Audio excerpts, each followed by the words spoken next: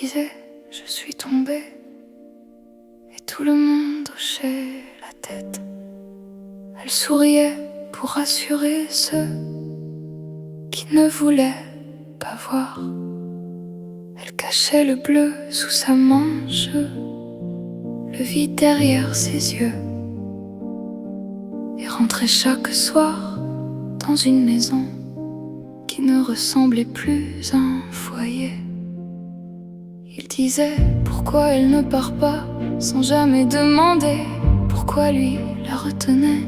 Il jugeait son silence, jamais sa peur. Il comptait les jours, elle comptait les coups. Elles avaient un prénom, des rêves, un rire, une chanson. Elle n'était pas un fait divers, pas un numéro, pas une statistique.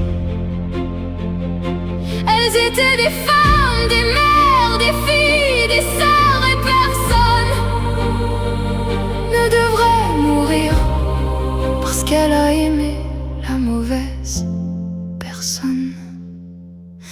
Certaines vivent encore, le souffle court, le cœur en alerte, à écouter le bruit d'une clé dans une serrure, à apprendre aux enfants à ne pas faire de bruit, à demander pardon pour respirer.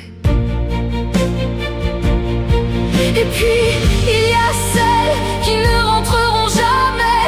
Leur chaise est restée vide, leur parfum habite encore les maisons. Leurs enfants grandiront avec une question qui ne trouvera jamais de réponse. Elles avaient un prénom, n'oubliez jamais leur visage. Ne dites plus je ne savais pas, écoutez les silences, croyez les murmures, tendez une main avant qu'une autre fleur ne disparaisse. Parce qu'après les larmes, il est déjà trop tard.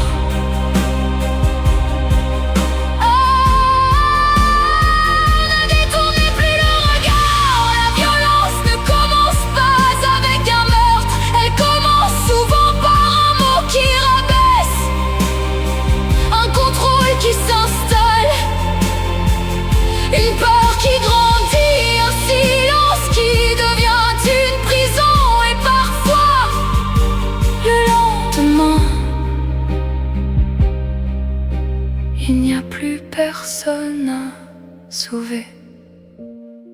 À la mémoire de toutes celles qui sont parties trop tôt, à toutes celles qui vivent encore dans la peur, à toutes celles qui trouvent chaque jour la force de se reconstruire.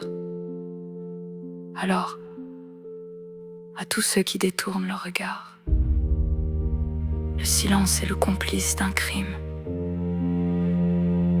Brisons-le.